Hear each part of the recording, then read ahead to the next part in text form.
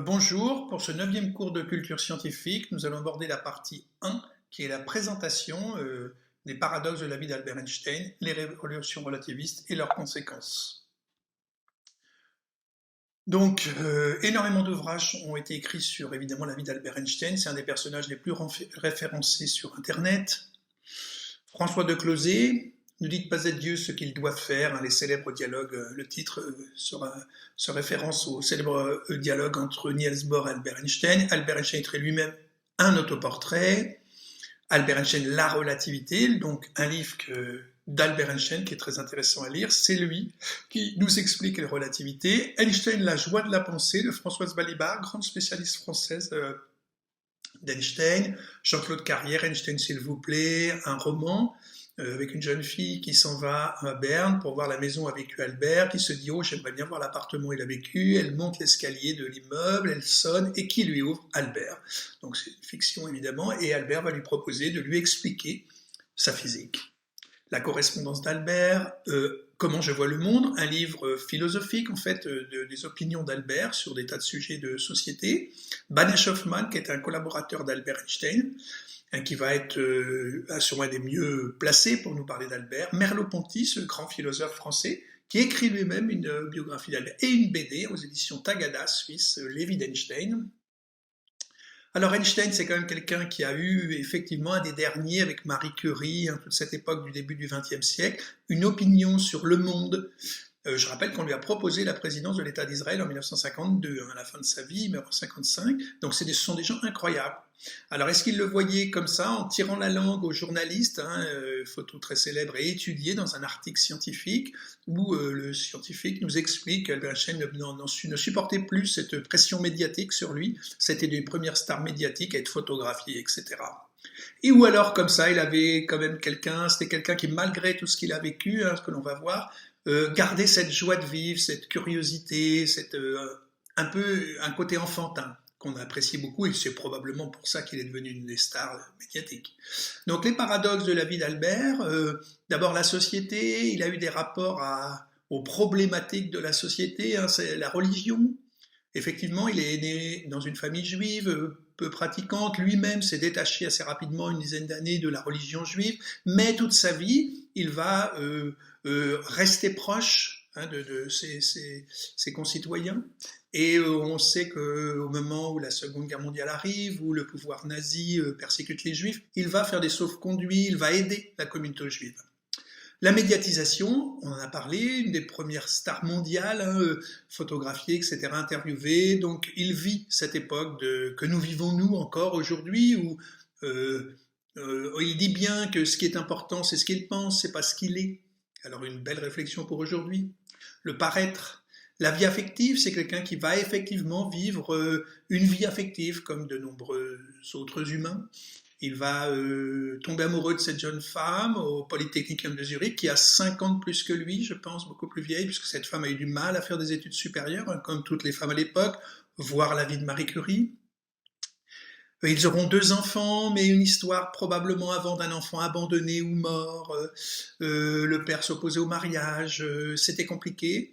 Et puis, ils se sépareront en 14 et il se remariera avec sa cousine, avec des propos un peu méprisants sur les femmes, faut bien avouer. Mais c'était une autre époque. Faut pas faire des anachronismes, on dit. Voilà, la militarisation, oui, c'est quelqu'un qui a été effrayé très jeune par les militaires, les défilés, etc., cette joie de les tuer l'autre, si on peut dire, et il l'a dit, il l'a exprimé. Et par contre, il n'a pas eu peur de dire à des jeunes gens, après la prise de pouvoir des fascistes, en 1933, Hitler en Allemagne, il faut lutter contre le fascisme. La politique, le sionisme, donc l'État d'Israël, oui, on lui a proposé la présidence de l'État d'Israël. Il se tenait au courant, bien sûr, des problèmes de sa communauté d'origine religieuse. La bombe atomique, bien sûr qu'il n'a pas participé, c'est un vieux monsieur en 1942, lorsque les Américains se lancent dans le programme de la bombe atomique. Il a écrit cette lettre en 1939, et il est très âgé, donc on ne l'invite pas à Los Alamos, le centre de recherche au Nouveau-Mexique où va être élaborée la bombe. Mais ces formules, bien sûr, c'est la physique. la physique relativiste, qui va bien sûr amener avec la radioactivité, etc., à cette élaboration de la bombe atomique. Le pacifisme, donc j'en ai parlé avec la militarisation, oui, c'est quelqu'un de pacifique qui ne refuse la violence, mais qui parfois accepte qu'il faut l'utiliser. La philosophie, il s'est intéressé bien sûr naturellement à travers son travail, la nature des choses, qu'est-ce que c'est que la réalité. La physique quantique va nous amener à penser que nous ne savons pas ce qu'est la réalité. Lui était quelqu'un qui était plutôt pragmatique, qui pensait qu'on pouvait observer la réalité, qu'on pouvait connaître la réalité.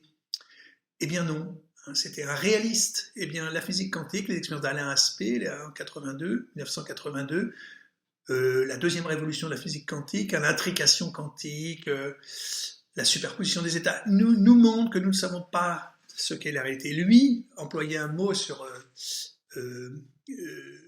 il employait le mot pourquoi pas une action fantomatique à distance sur l'intrication quantique. Donc c'était assez étonnant pour lui. Il n'a pas vécu la fin de l'histoire avec Niels Bohr, puisque Niels Bohr lui disait mais ne te mêle pas de ça. Ne te mêle pas, laisse tomber la compréhension de la réalité et écoute les équations. Et lui disait non, et en fait, il a eu tort. En 1982, Alain Aspect va montrer que c'est Niels Bohr qui a raison. Il y a une action fantomatique à distance et on ne sait pas ce qu'est cette action. Une des erreurs d'Albert, il en a fait très peu dans sa vie. La connaissance, évidemment, il a modifié la physique au début du XXe. L'éthique, oui, c'est quelqu'un qui avait une grande éthique. L'argent ne l'intéressait pas, le pouvoir ne l'intéressait pas. Il n'a jamais eu d'élèves, il a travaillé avec des physiciens confirmés. L'œuvre scientifique, bien sûr, le temps, l'espace, la relativité restreinte et générale, cette vitesse qui change le temps et l'espace, la masse qui change le temps et l'espace, cette énergie monstrueuse qui est contenue dans la matière, cette gravitation qui redéfinit, c'est plus une force, c'est une déformation de l'espace-temps. Voilà, les concepts de la physique en sont changés. Au cours du XXe siècle, l'irruption de la complexité, physique relativiste et physique quantique, oui, c'est un immense changement dans la physique. On avait la mécanique aristotélicienne qui nous venait des Grecs, avec des grands personnages, Aristote, Ptolémée, qu'on a vu lors du chapitre sur la révolution scientifique au XVIIe siècle, Galilée, Newton, la mécanique newtonienne, les grands personnages, Copernic, Brahe, Galilée, Newton, Kepler, et ce personnage unique à qui on attribue les relativités restreintes et générales. Maintenant, sur la physique quantique, il y a de nombreux personnages qui apparaissent, bien sûr. Le grand-père, c'est Max Planck, en 1900, cette idée de quantifier. Et puis après les pères, Einstein, Bohr, et tous les jeunes gens qui vont arriver derrière, qui vont constituer la physique quantique. La société à l'époque des révolutions relativistes et quantiques, fin 19e, début du 20e, n'oublions pas que l'Allemagne et l'Italie ne se constituent en tant qu'État qu'à la fin du 19e, Albert né en 1879. Donc effectivement, c'est une myriade d'États et de villes indépendantes. Les guerres entre franco-allemandes, donc 70, 14, 18, 39, 45, Albert en 70 n'est pas né, mais il voit bien 14-18, 39-45, s'opposera farouchement à ces guerres, mais les subira. L'industrialisation avec le taylorisme et le fordisme au début du XXe siècle, oui, on voit apparaître une nouvelle façon de produire, l'aliénation des hommes, faire répéter le même geste toute la journée, pendant toute une vie. C'est Henry Ford qui va être à l'origine de cette industrialisation, cette nouvelle façon de fabriquer, sur les conseils de Frédéric Taylor. La psychanalyse, l'irruption de l'inconscient, de la sexualité avec Freud au début du XXe. Il y a une correspondance entre Einstein et Freud. Donc voilà, il va être influencé bien sûr par cette nouvelle façon de voir l'être humain. Les applications de l'électricité, l'ampoule électrique, Thomas Edison, qu'on a vu dans le chapitre sur l'histoire de l'électricité, l'éclairage public, le téléphone, les moyens de communication, la télécommunication, la radio, le monde d'aujourd'hui, il le voit arriver fin 19e, début du 20e. C'est un immense changement dans les façons de vivre des hommes, des êtres humains. Avec les deux grands personnages, Thomas Edison et Graham Bell. Puis les personnages qui vont être à l'origine de la radio. La théorie de l'évolution darwinienne associée à la génétique mendélienne, début du XXe, c'est ce qu'on appelle la théorie synthétique de l'évolution, début du XXe. C'est une grande révolution de la pensée. La génétique, Charles Darwin avait probablement au cours de sa vie pas de preuves scientifiques sur cette évolution et arrive avec la génétique la preuve, l'ADN, la brique commune de toute espèce vivante. Le surréalisme, donc une révolution dans les arts, oui, les surréalistes ont des personnages étonnants qui vont s'intéresser aux sciences, Salvador Dali qui va organiser un congrès de physique quantique, René Magritte qui peint ce tableau très célèbre, Ceci n'est pas une pipe. Qu'est-ce que c'est que la réalité? Donc maintenant la vie d'un homme il faut bien avouer, exceptionnel, qui est resté un des hommes les plus référencés sur Internet, les plus connus. Tout le monde connaît Eugen MC2, Albert Einstein. Il est né à Ulm, pas loin de la frontière avec la France, pas loin de la frontière avec la Suisse, pas loin de la frontière avec l'Autriche, au sud de l'Allemagne. Son père était un ingénieur, sa mère était quelqu'un qui a reçu une dot pour son mariage, donc la bourgeoisie allemande. Il a vécu donc dans cette maison. Il a été petit, on le voit à 3 ans, on le voit jamais en photo à 3 ans, il était tout mignon. Sa sœur a dit, il répétait tout bas d'un mouvement des lèvres chacune des phrases qu'il prononçait, même les plus quotidiennes. Donc on a compris, la méticulosité précoce de sa pensée avait trouvé là une expression si caractéristique qu'étrange. Oui, c'est quelqu'un qui réfléchissait avant de s'exprimer. Une belle leçon pour nous. Une enfance heureuse, mais une scolarité difficile. Il est heureux dans sa famille, mais à l'école, ça se passe pas très bien. On le voit à 10 ans là, à Munich, en 1889. Je préférais subir toutes sortes de punitions plutôt que d'apprendre à débiter par cœur. Cette école du par cœur ne lui plaît pas du tout. Et jusqu'au point qu'en terminale, toujours à Munich, au Luitpold Gymnasium, son professeur principal le convoqua pour exprimer son désir de le voir quitter le lycée. Comme je lui faisais remarquer que je n'avais rien fait de mal, dit Albert, il se contenta de me répondre « Vous altérez le respect de la classe à mon égard par votre seule présence. » Donc ça devait être un élève assez difficile. Il va effectivement arrêter sa terminale en mars-avril. Ses parents ont fait faillite en Allemagne, la petite industrie qu'ils avaient montée. Ils sont partis en Italie essayer de reconstruire une nouvelle usine. Il est seul dans une famille d'accueil en Allemagne, donc il quitte l'Allemagne, il rejoint ses parents. Ses parents lui disent « Mais qu'est-ce que tu veux faire ?» Il voudrait faire prof ou peut-être ingénieur. Donc ils vont regarder en Europe s'il existe une école qui accueille les non-bacheliers, puisqu'il ne passera pas son bac en Allemagne. Il n'a pas de bac à l'époque, il a 17 ans. Donc ils vont découvrir qu'il y a une école en Suisse, le Polytechnicum de Zurich, qui accueille les non-bacheliers. Donc il va s'y présenter, mais il n'a que 17 ans, ils acceptent les gens qui ont 18 ans. Mais ils lui disent, vous pouvez revenir l'année prochaine, nous vous prendrons, vous êtes bon en maths physique, ils ne sont pas trompés, du moyen dans les autres matières. Mais si vous acceptez, vous pouvez faire une année en Suisse, passer votre bac suisse, faire une terminale. Et le voilà avec ses camarades en terminale en Suisse, il va se réconcilier avec l'école. On le voit regarder la maturité de ces gens qui ont 17 ans. Les paradoxes d'un citoyen du monde, oui, cet homme se disait citoyen du monde, Albert Einstein. Il est né allemand, il était apatride, ça veut dire qu'il a demandé à ses parents d'être déchu de la nationalité allemande, probablement pour ne pas faire son service militaire, qui durait quelques années à l'époque, et la militarisation ne lui plaisait pas du tout. Donc il va être apatride, puis il va acheter, et oui, en Suisse, on achète la nationalité suisse, ils ne sont pas fous les Suisses, à 22 ans, et comme il émigre en 33 aux États-Unis, américain, 62 ans, 41. Pacifiste antimilitariste, oui, ça paraît assez incompatible, mais oui,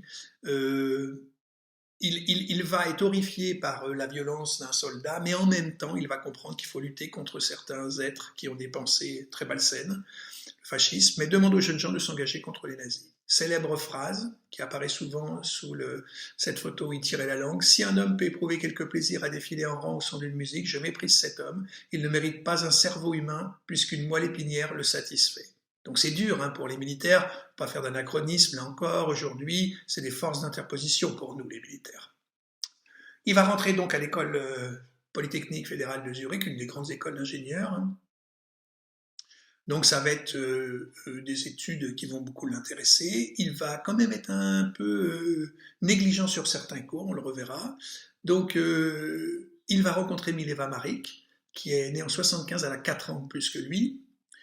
Ils vont se marier, je crois, en 1903, ils ont 2 enfants, mais ils se séparent en 14. C'est un vrai miracle, écrira-t-il plus tard, que l'entreprise éducative moderne n'est pas encore complètement étouffée la curiosité sacrée de la recherche.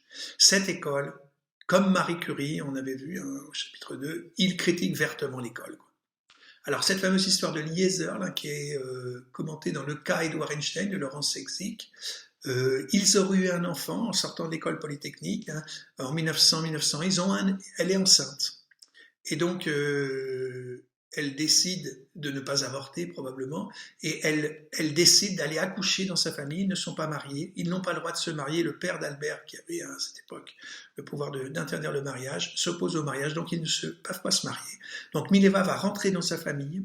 Pendant quelques mois, elle ne vit plus avec lui, Alors, il va trouver un travail en 1902 à Berne, hein, bureau des brevets à Berne, mais là, il est peut-être encore probablement à Zurich, dans un appartement. Il connaît la faim.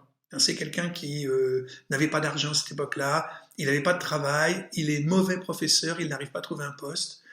Et puis ses parents font faillite en Italie de nouveau, ils vont rentrer en Allemagne, pauvres. Et donc il est pauvre. Mileva rentre dans sa famille et accouche 7 enfants dans ce roman Le cas Edward Einstein, dans la biographie de François de Closet, à la fin du XXe, on apprend que, par une lettre qu'envoie Mileva à Albert, qu'il a une petite fille qui s'appelle Lieserl. Cette petite fille, nous n'en avons jamais entendu parler par la suite. Donc l'ont-ils abandonnée? Est-elle morte? Nous n'en savons rien. L'abandon de la religion et l'apparition d'une haine un peu, d'un rejet de la politique, de la religion, c'est l'apparition d'un libre penseur. Donc il dit, la lecture d'ouvrages de vulgarisation scientifique me conduit bientôt à la conviction que de nombreux points des récits de la Bible ne pouvaient être vrais.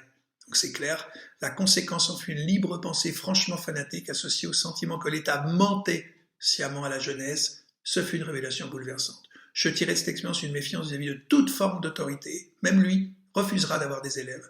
Un scepticisme à l'encontre des convictions qui prévalaient dans la société de l'époque, une position qui ne m'a plus jamais quitté, même s'il a par la suite perdu de son acuité en vieillissant, grâce à un meilleur discernement des relations causales. Mais il a toujours été dans cette idée de libre penseur. Il le traduit ici dans ce livre Comment je vois le monde, propos sur la guerre, la pire des institutions grégaires se nomme l'armée. Je la hais, c'est clair. Si un homme peut éprouver quelque plaisir à défiler en rang au son d'une musique, je méprise cet homme. Il ne mérite pas un cerveau humain puisqu'une moelle épinière le satisfait. Nous devrions faire disparaître le plus rapidement possible ce cancer de la civilisation. Il fera un appel à la guerre l'année de sa mort en 1955, un appel, à la paix, à refuser la guerre. Je hais violemment l'héroïsme sur ordre, la violence gratuite et le nationalisme débile. La guerre est la chose la plus méprisable, je préférerais me laisser assassiner que de participer à cette ignominie. Sur la religion, j'éprouve l'émotion la plus forte devant le mystère de la vie. Ce sentiment fonde le beau et le vrai. Il suscite l'art et la science. Si quelqu'un ne connaît pas cette sensation, ne peut plus ressentir étonnement ou surprise. Il est un mort vivant et ses yeux sont désormais aveugles. Auréolé de crainte, cette réalité secrète du mystère constitue aussi la religion. Des hommes reconnaissent alors quelque chose d'impénétrable à leur intelligence, mais connaissent des manifestations de cet ordre suprême et de cette beauté inaltérable. Des hommes s'avouent limités dans leur esprit pour appréhender cette perfection. Et cette connaissance et cet aveu prennent le nom de religion. Ainsi, mais seulement ainsi, je suis profondément religieux, tout comme ces hommes. Je ne peux pas imaginer un Dieu qui récompense et punit l'objet de sa création. Je ne peux pas me figurer un Dieu qui réglerait sa volonté sur l'expérience de la mienne. Je ne peux pas concevoir un être qui survivrait à la mort de son corps. Si de pareilles idées se développent en un esprit, je le juge faible, craintif et stupidement égoïste. Donc c'est clair, il a une vision des choses, mais qui n'est pas comme les autres religieux. Un homme fidèle en amitié, donc Marcel Grossman, qui va être un ami qu'il a rencontré au Polytechnicum, qui va être un ami au cours de sa vie, qui va l'aider sur la relativité générale. Il va devenir mathématicien au Polytechnicum de Zurich avec le grand mathématicien Minkowski. Et Minkowski, ses cours de maths étaient sur les quadrivecteurs, donc il va avoir besoin, Albert, pour sa relativité générale, et il n'a pas écouté les cours. Oui, il a séché les cours, Minkowski a dit d'Albert qu'il était un fumiste.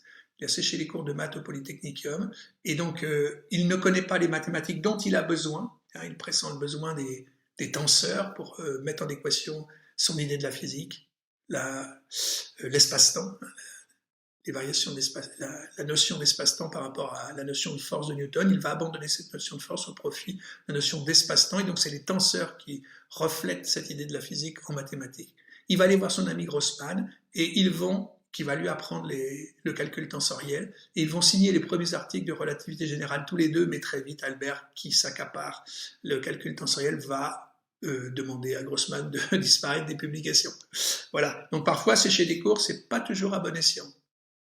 Michele Besso, un ingénieur italien aussi, toute sa vie il va le garder comme ami. Quand Michele Besso va mourir la même année qu'Albert, un petit peu avant, Albert, il va écrire une très belle lettre à la femme de Michele Besso pour remercier tout ce que lui a apporté Michele Besso. Ses deux amis, Habich et Solovin, ils rencontrent à Berne lorsqu'ils travaillent de 1902 à 1909 à l'Office des brevets. Ils vont créer une petite académie à trois, là ils vont se réunir le soir autour d'un verre et discuter de philosophie, de physique. Il y a la célèbre lettre à Habich où il présente ses 4 articles de 1905 qu'on verra avec la relativité restreinte. Il est ingénieur donc de troisième catégorie, hein, pas du tout. Il est toujours resté de 1902 à 1909 un ingénieur du bureau des brevets à Berne, donc la propriété intellectuelle, hein, de juin 1902 à juillet 1909. Qu'est-ce qu'il y faisait? Probablement, il lisait énormément de brevets sur l'électromagnétisme, puisqu'il a été recruté pour ça. Hein, c'était quelqu'un qui connaissait l'électromagnétisme, alors qu'il n'avait pas reçu d'enseignement au Polytechnicum de Zurich, puisque le livre de Maxwell, c'est 1873, et 25 ans plus tard, au moment où Albert fait ses études d'ingénieur, il n'y a pas d'enseignement d'électromagnétisme. Peter Gallison, cet historien américain, a écrit un livre, L'Empire du temps, les horloges d'Einstein et les cartes de Poincaré. Donc effectivement, Einstein comme Poincaré s'intéressait à ce sujet du temps et de l'espace. Et c'est Einstein qui va publier dans une grande revue prestigieuse. Poincaré publiera des choses proches de la relativité restreinte dans une obscure revue italienne, je crois. Donc on attribue les relativités restreintes à Einstein. Et les conséquences qu'il en a tirées étaient bien plus profondes que celles de Poincaré, si j'ai bien compris. Il se marie enfin, puisque son papa est décédé, il a le droit de se marier avec Mileva Maric en 1903. Ils auront 2 garçons, Edouard et Hans Albert. Donc le cas Edouard Einstein, hein, Edouard sera schizophrène, toute sa vie malade psychologiquement. Albert donnera son prix Nobel, la somme peut être très importante, hein, à Mileva parce qu'elle s'est toujours occupée de ses enfants, lui a négligé ses enfants, on peut le dire comme ça. Hans Albert partira aux États-Unis et aura une filiation aux États-Unis, des enfants, des petits-enfants. Il y a des enfants et des petits-enfants d'Albert Einstein aux États-Unis. Il y a un avant 1905 et un après 1905. Oui, il publie ces 5 articles qui révolutionnent la physique en 1905, mais en fait, très peu de changements. Les gens ont du mal à comprendre ce qui s'est passé. Des photos d'Albert, on le voit d'enfant à adolescent à adulte, avec sa première épouse. Hein, il se sépare en 14 d'elle et se mariera avec sa cousine après. Hans Albert, son premier fils. Qu'est-ce qui se passait en physique au début du XXe? Il y avait 2 grandes théories, la mécanique newtonienne et l'électromagnétisme de Maxwell. Et on pensait à cette époque-là que tout était fini en physique. Donc l'état de l'art en physique au début du XXe, mais c'est quoi la lumière? Oui, la lumière va avoir un rôle très important dans la pensée d'Einstein. Hein. Depuis des siècles, 2 hypothèses coexistent. La nature ondulatoire, défendue par Huygens au XVIIe, mais face au grand Newton qui défendait la théorie corpusculaire, qu'on a vu un petit peu en étudiant la vie de Newton. Hein. Donc évidemment, c'est Newton qui l'emporte entre guillemets, mais au XIXe, on verra réactiver la théorie ondulatoire qui est extrêmement moderne. La théorie ondulatoire d'Huygens, c'est la théorie d'aujourd'hui. Alors qu'est-ce que c'est qu'une onde? Donc c'est un phénomène donc ondulatoire, une sinusoïde qui se propage. Donc il y a des ondes mécaniques, l'onde à la surface de l'eau, la vague, où la voix se propage. Et avec un support matériel, il y a l'onde électromagnétique qui n'a besoin de rien pour se propager, c'est extraordinaire, qui se propage dans le vide, c'est un champ électrique et magnétique. Donc l'hypothèse corpusculaire de Newton, il compare la lumière au son, donc la comparaison de la propagation des ondes sonores et de la lumière. En jaune, la lumière se propage en ligne droite, donc la lumière est de nature corpusculaire. Tiens, en vert, les ondes sonores et le phénomène de la diffraction des ondes sonores, mais il y a aussi une diffraction des ondes lumineuses. Hein. Donc Newton refuse de voir qu'il y a une ombre, hein, comme il apparaît le son le long de la paroi, il apparaît la lumière le long de la paroi. La lumière ne peut pas être une onde. Ah bon? Non. Newton n'accepte pas de voir qu'il y a effectivement de l'ombre et de la pénombre. Donc évidemment, un scientifique peut aussi un peu, utiliser des arguments un peu fallacieux pour défendre son idée.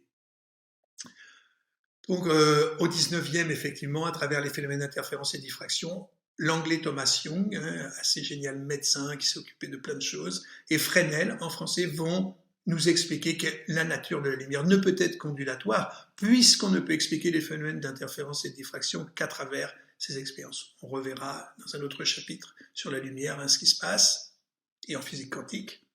Donc le phénomène d'interférence, eh bien oui, si vous prenez un phénomène ondulatoire, 2 pointes frappent l'eau, les vagues à la surface de l'eau se rencontrent. Qu'est-ce qui se passe si les ondes, on dit, sont constructives, c'est-à-dire qu'elles vont s'ajouter, elles sont en phase. Si elles sont en opposition de phase, elles vont se soustraire. Et si elles sont de même amplitude en opposition de phase, elles sont carrément égales à 0.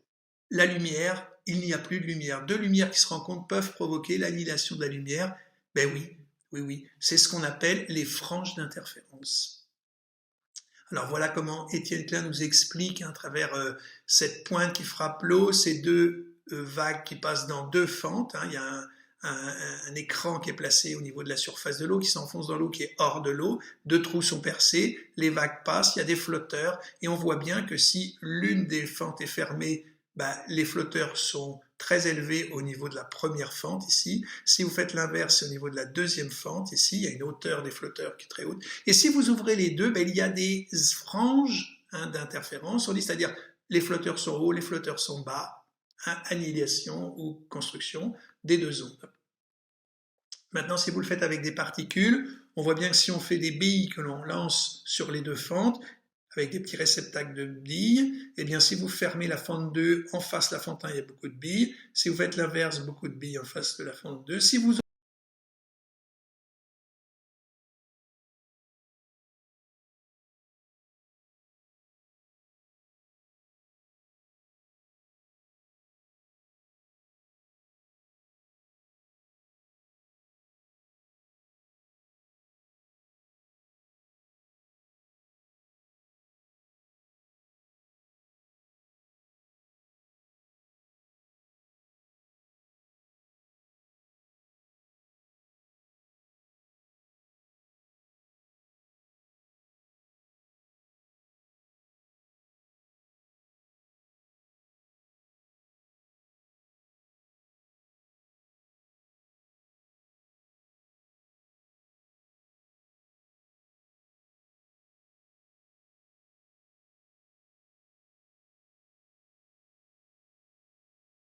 et ou corpuscule, la dualité de la lumière. C'est Henrik Hertz qui mesure en 1887, qui prouve l'existence des ondes électromagnétiques, et une très belle expérience. Donc les ondes électromagnétiques occupent tout le domaine des fréquences de 0 à l'infini ou des longueurs d'onde. Lambda égale Ct, donc C sur F, l'inverse. Les deux axes sont opposés. Et puis, il fait une magnifique expérience où là, il y a une étincelle qui se produit et qui va provoquer par induction électromagnétique une autre étincelle ici. Donc, ça veut dire qu'entre les deux, il y a une onde électromagnétique qui se propage. Deuxième grand problème au niveau du début du XXe, on a vu la lumière, la vitesse de la lumière. Qu'est-ce qu'est la lumière? Et maintenant l'atome. Donc c'est au Cavendish Laboratory, les Anglais ont une approche expérimentale des choses, nous avons une approche plus théorique, nous, et donc regardez les directeurs successifs, Cavendish, Maxwell, J.J. Thomson, qui va, à la fin du 19e, être à l'origine de la découverte de l'électron, le grand Maxwell qui est là. Donc à travers l'étude des rayonnements avec des décharges électriques dans des tubes à vide, on va aboutir en 1897 à la découverte de J.J. Thomson de l'électron. Pour l'observateur moderne, William Crookes est un personnage déroutant. Un scientifique qui s'intéresse aussi bien aux recherches sur les éléments qu'à l'étude du spiritisme et des apparitions. Une grande mode à l'époque. À l'époque, de nombreux récits et photographies font état de phénomènes tels que la lévitation, les ectoplasmes et la communication avec les esprits. Crookes se lance dans une investigation scientifique de ces phénomènes.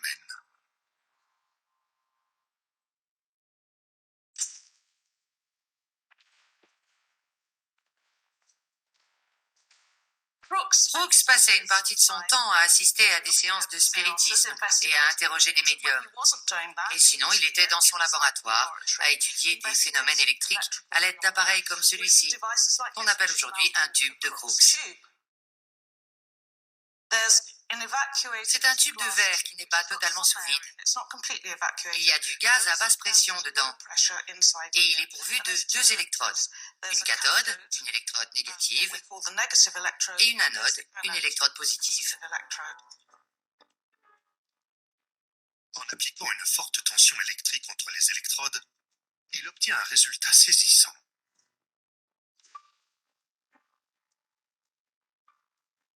Serait-ce là l'émanation d'un esprit?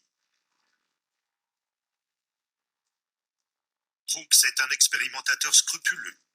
Il découvre que le rayon peut être dévié à l'aide d'un aimant, ce qui laisse penser qu'il est de nature électrique. ces fameux électrons qui vont être découverts par la suite.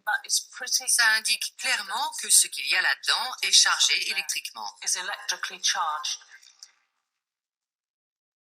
Pour en savoir plus, Crookes a une idée ingénieuse. Il décide de fabriquer un nouveau tube qu'il modifie en lui ajoutant une minuscule roue à aube. Je vais le mettre en marche pour voir si ça fonctionne.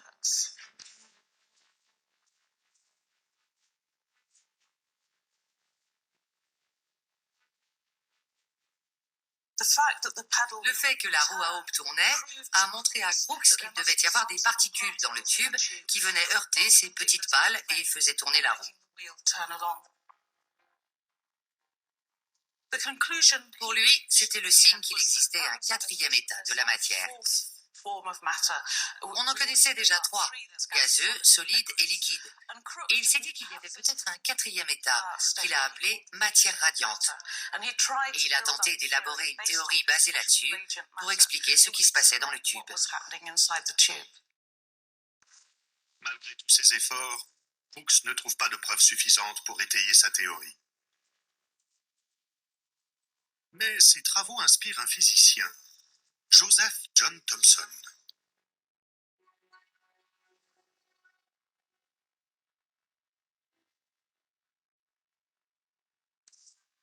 Thomson fabrique des versions plus précises et plus élaborées du tube de Crookes.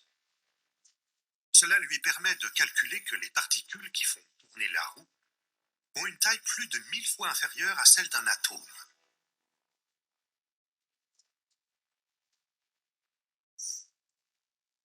Baptisées électrons, ce sont les premières particules subatomiques jamais découvertes.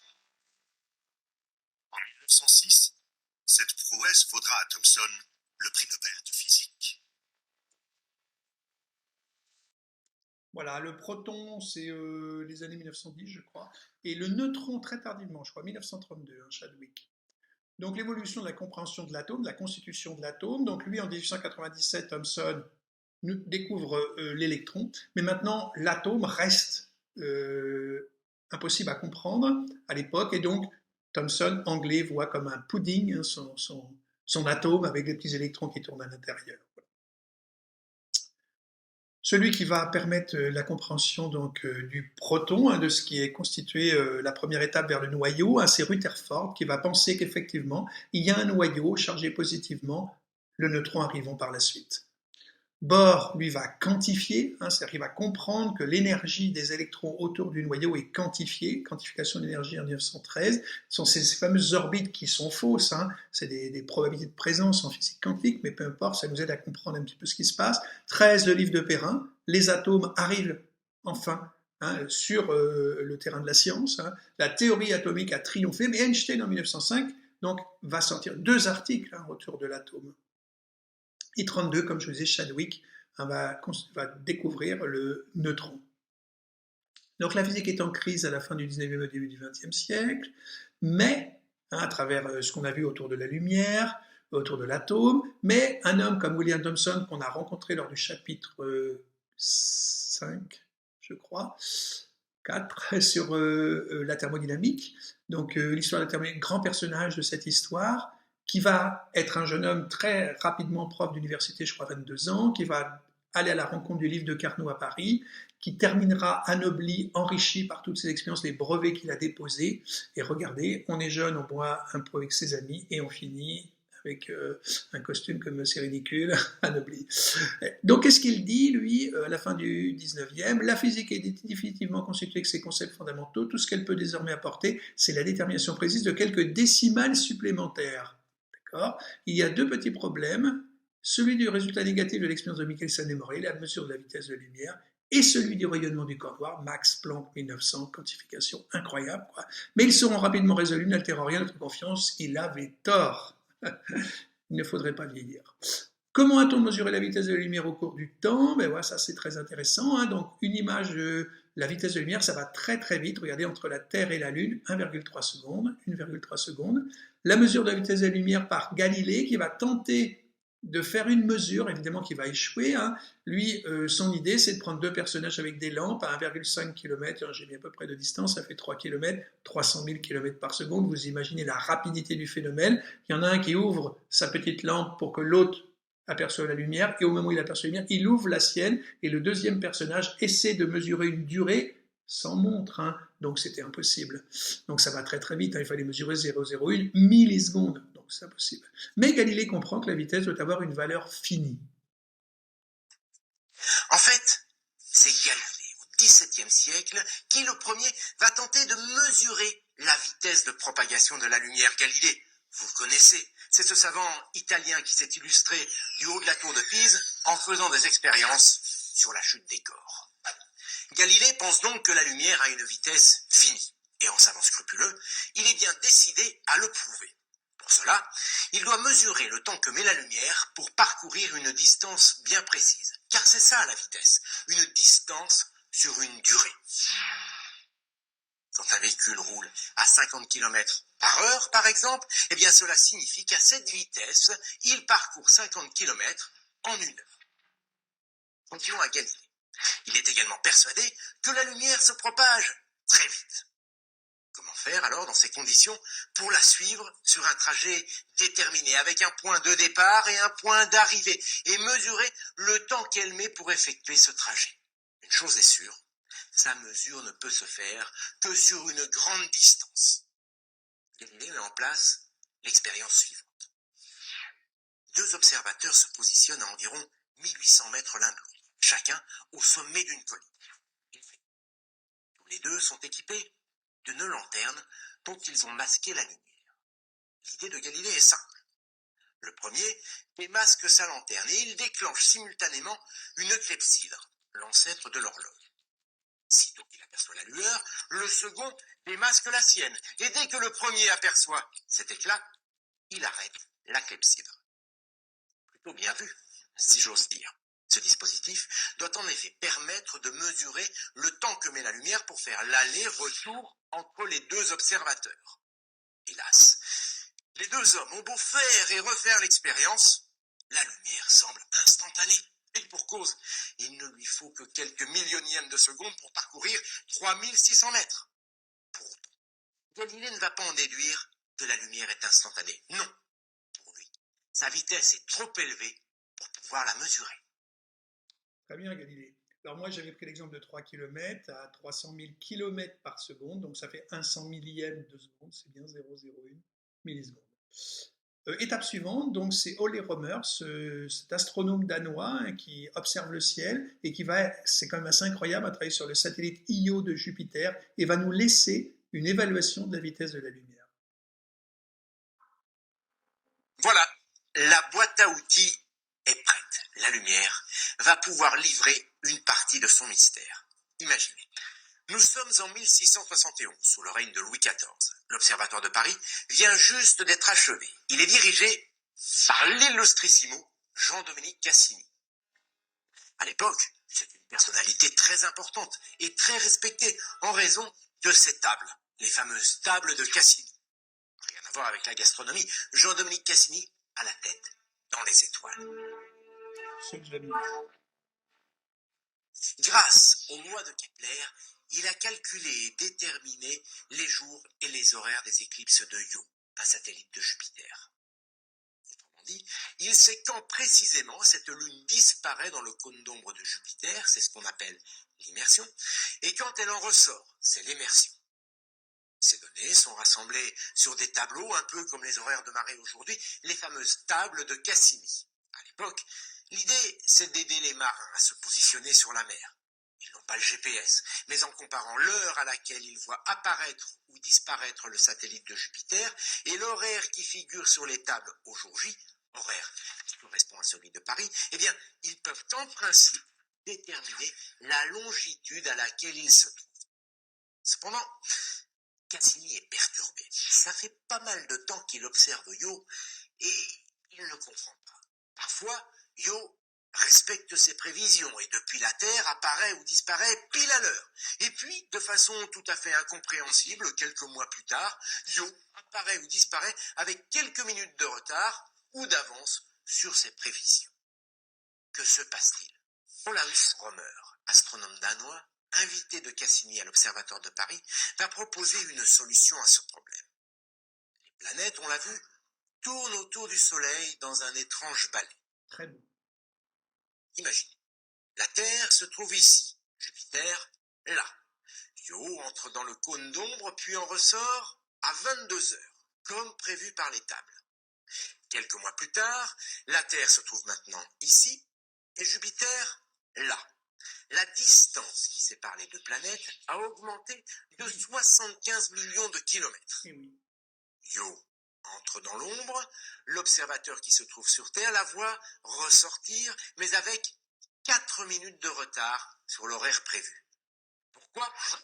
Oui, pourquoi? Eh bien parce que la distance entre Io et la Terre a augmenté et que les 4 minutes supplémentaires correspondent au temps nécessaire à la lumière pour qu'elle parcourt cette distance supplémentaire. Rømer fait d'une pierre deux coups. Il explique les retards de Io et en déduit que la lumière a une vitesse finie. Donc on peut calculer le nombre de minutes, c'est quelques minutes, 75 millions de kilomètres à 300 000 km par seconde. Vous avez trouvé quelques centaines de secondes. Voilà. Formidable. Olé Rømer. Maintenant, la mesure assez précise de la vitesse de la lumière, que l'on proche de celle d'aujourd'hui, c'est Léon Foucault, autodidacte, qui va faire une manip extraordinaire. En 1853, Urbain Le Verrier prend la tête de l'Observatoire de Paris. Il a toujours regretté que Fizeau n'ait pas poursuivi ses recherches. Il demande donc à Léon Foucault de lui fournir une nouvelle mesure plus précise de la vitesse de la lumière. Léon Foucault, je suis sûr que ce nom vous dit quelque chose, mais si, c'est le compagnon de route d'Hippolyte Fizeau. Comme lui, c'est un autodidacte et ensemble, ils ont obtenu la première photographie du Soleil. Léon Foucault, c'est aussi le père du pendule, le fameux pendule de Foucault. Je sais, ce n'est pas le moment. Pour mesurer la vitesse de la lumière, Foucault reprend en l'améliorant une expérience dans laquelle il utilisait un miroir tournant. Sage, cette expérience l'avait rendu célèbre parce qu'elle lui avait permis de conclure que la lumière se déplaçait plus rapidement dans l'air que dans l'eau. Comme Fizeau, Léon Foucault sait qu'il ne peut mesurer cette vitesse qu'en faisant faire un aller-retour à la lumière. Il met donc en place le dispositif suivant. Un héliostat capte la lumière du soleil et la renvoie sur une lame semi-réfléchissante. La lumière traverse cette lame, puis est réfléchie par le fameux miroir tournant. Et quand je dis qu'il tourne, je ne plaisante pas. 400 tours par seconde. Ça donne le vertige, hein. Le mécanisme est entraîné par une turbine à air comprimé, ce qui rend le mouvement parfaitement régulier et réduit les imprécisions. Il y a aussi un compte-tours extrêmement précis. Pour le moment, cependant, le miroir tournant est à l'arrêt. Dans cette position, la lumière est dirigée vers un premier miroir fixe, puis vers un deuxième, un troisième, un quatrième et enfin un cinquième miroir conçu et orienté de telle sorte qu'une fois la lumière arrivée ici, elle repart en sens inverse en suivant exactement le même chemin jusqu'à la lame de verre semi-réfléchissante qui dirige alors la lumière vers un oculaire. En partant du miroir tournant et en y revenant, la lumière parcourt très exactement 40,4 mètres. Le dispositif comporte également une mire graduée située ici. Cette mire a été réalisée par Gustave Froment, celui-là même qui a travaillé avec Fizeau. Lorsque la lumière pénètre le dispositif, elle franchit la mire et projette l'image de cette mire sur tout son trajet aller et sur tout son trajet retour. Les miroirs sont bien alignés, l'image de la mire apparaît dans l'oculaire. On place alors devant l'oculaire un réticule, autrement dit, un petit repère, et on le positionne précisément afin qu'il se trouve au milieu de la mire sur une graduation. Foucault lance le mécanisme du miroir tournant. La lumière s'y réfléchit. Seulement, étant donné que le miroir tourne, la direction de la lumière est sans arrêt modifiée. Concrètement, ou bien elle est dirigée vers les autres miroirs, ou bien elle passe à côté. Tout se passe en fait comme si l'image de la mire clignotait dans l'oculaire. J'ai bien dit comme si, en effet, le miroir tourne tellement vite que l'œil ne s'en aperçoit même pas à cause d'un autre phénomène qu'on appelle la persistance rétinienne. Alors à quoi lui sert tout ce dispositif? Eh bien, observons au ralenti ce qui se passe au niveau du miroir tournant. Foucault sait que la lumière se propage à une vitesse vertigineuse, de l'ordre de 300 000 km par seconde.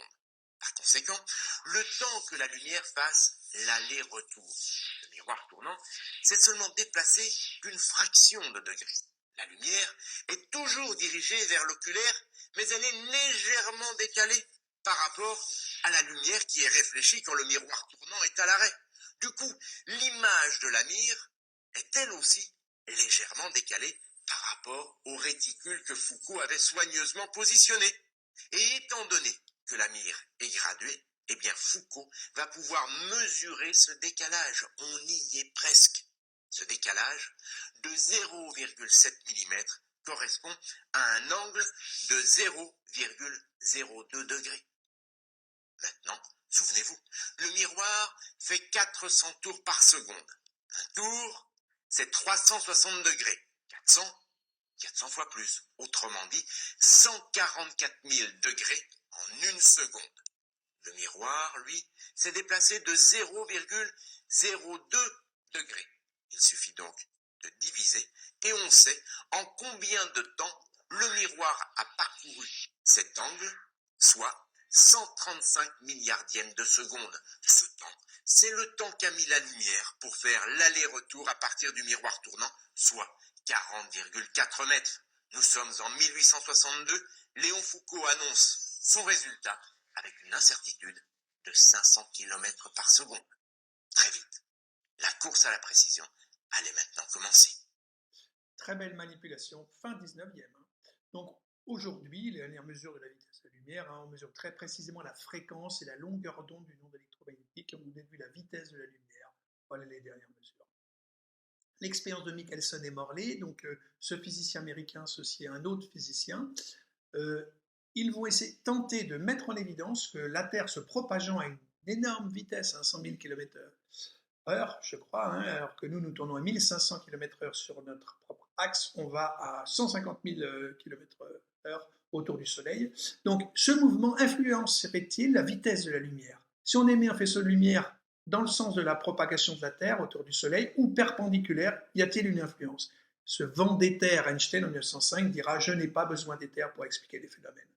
Donc voilà cette expérience, deux bras perpendiculaires, on émet un faisceau de lumière qui est réfléchi ici vers un miroir, réfléchi ici vers un miroir, et on va voir si la superposition des deux provoque des interférences. Est-ce qu'ils sont en phase ou décalés? Est-ce que la vitesse de lumière n'est pas la même, quoi? Eh bien, ils ont beau augmenter la longueur du trajet de la lumière, c'est toujours la même idée, c'est toujours la même réponse de l'expérience, la même observation. Non, il n'y a pas d'interférence destructive. Les deux faisceaux iraient à la même lumière. Pour eux, c'est un problème. Donc les 4 articles d'Albert Einstein parus en 1905 vont changer la physique totalement. Donc publié à Max Planck, rédacteur en chef de cette revue, qui en 1900 a eu l'idée de quantification. Dans un des 4 articles sur l'effet photoélectrique, Albert utilise cette idée. C'est pour ça probablement que cet article a été retenu. Alors, regardez le titre, un point de vue heuristique concernant la production et la transformation de la lumière heuristique, aller vers la découverte. Et dans la découverte, donc voilà, Max Planck retient ces 4 articles d'un physicien inconnu, Albert Einstein, qui est ingénieur au bureau des brevets à Berne en 1905 depuis 3 ans déjà, qui restera encore 4 ans. Il a eu beaucoup de chance. Donc cette lettre qu'il envoie à Abitsch, il explique que le premier article va lui être envoyé et donc il va pouvoir lui montrer à son ami, regardez comme il écrit bien, cher Abitsch, il règne entre nous un silence solennel de sorte qu'il me semble sacrilège de le briser ici par mon bavardage insipide. Pourquoi ne m'avez-vous toujours pas fait parvenir votre thèse? Ne savez-vous donc pas que je serais un type et demi, il y en a peu qui lisent une thèse, qui la lire avec intérêt et plaisir, misérable individu. Je vous promets en échange 4 de mes travaux, dont je pourrai vous envoyer le premier très prochainement, car j'en recevrai les exemplaires gratuits sous peu.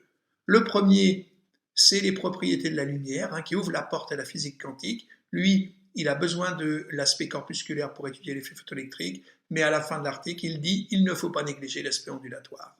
Incroyable, incroyable intuition. C'est l'ouverture de la porte de la physique quantique, la dualité onde-corpuscule de la lumière. Seconde autour de l'atome, donc on a bien vu que l'atome en 1905, les physiciens doutent de son existence. Le mouvement brownien, troisième article, toujours donc atome-molécule. Et le quatrième article, c'est la relativité restreinte. Voilà, je vous remercie. Au revoir.